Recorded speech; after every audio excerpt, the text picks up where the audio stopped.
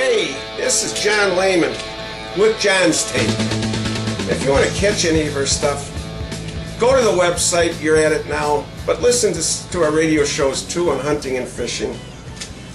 I'm 63 years old and I'm tired. I'm tired of everybody telling me that the Muslims are a religion that is full of peace, and if you don't agree with them, they'll cut your head off. How can we see and differentiate the good from the bad? The association or the way you're judged are the people you hang around with. Check some of the people that our president is friends with and is making czars. Now, we've gone over this. We've been doing this internet for over a year and a half now, and there's simple solutions that government can do. We should identify the problem and find a solution to the problem. Our two problems is foreign oil and our foreign debt. Foreign oil. We give money to Brazil to drill offshore. Why don't we drill here?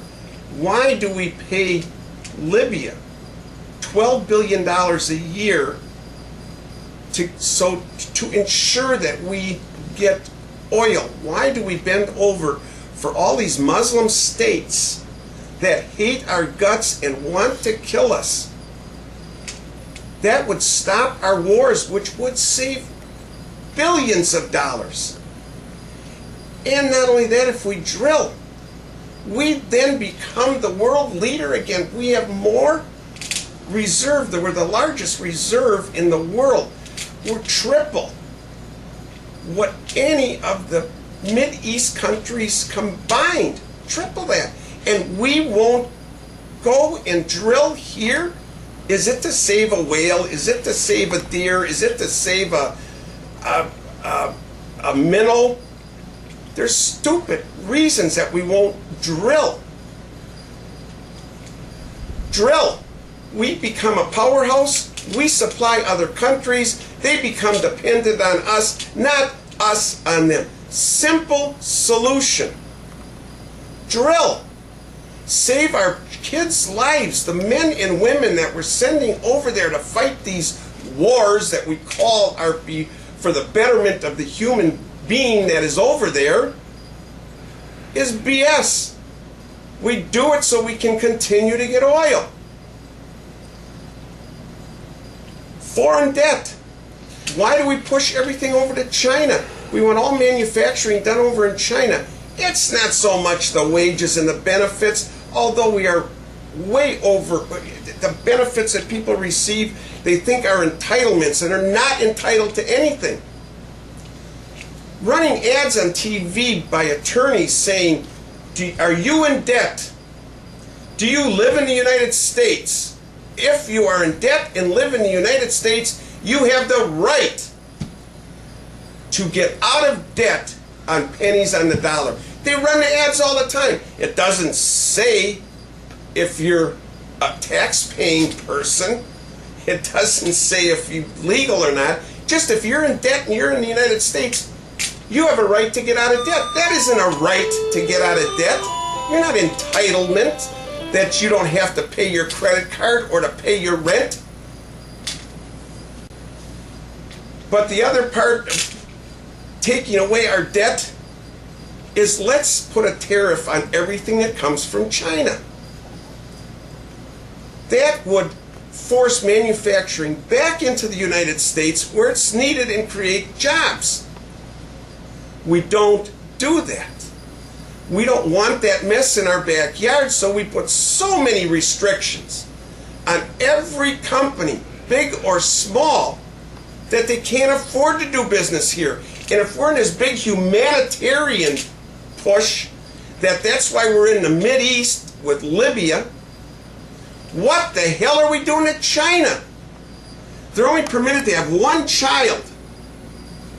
And if it's a girl, they literally put them in dumpsters. They throw them away. They kill them. That's inhumanity. Why aren't we fighting a war in China? Instead, we are giving China millions, billions of dollars, and they own our debt also. Now,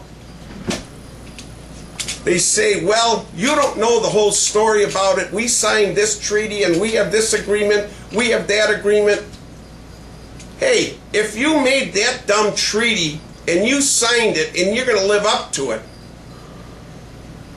you shouldn't be in power. None of them should be in power.